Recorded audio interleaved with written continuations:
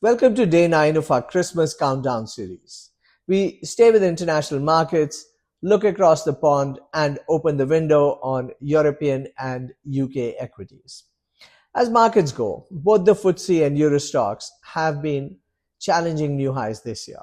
Not too different from what we've seen in the US. But if you zoom out, the picture is much less flattering. Europe has underperformed the US for roughly 25 years and the UK for closer to 30 years. That's in local currency terms. And once you factor in the currency depreciation, the relative performance looks even worse. Behind that underperformance is a familiar story. Europe and the UK simply do not have the same weight in tech and AI that dominates the S&P and Nasdaq. The indices are much more about banks, energy, industrials, consumer, healthcare, and staples. This year, though, things look a bit different. On a dollar-adjusted basis, the outperformance has been driven largely by currency strength. The euro and the pound sterling have both moved higher, and that's been helped by growing concerns around the US dollar's dominance, something we discussed back on day 4 of our countdown series. On the macro front, inflation has declined faster in both the UK and the Eurozone, and policymakers have started to ease. But growth remains unexciting.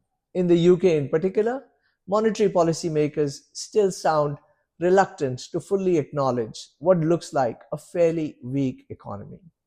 There's also been talk of fiscal expansion, more spend on defense, green transition, and infrastructure, which in theory should support industrials and defense names.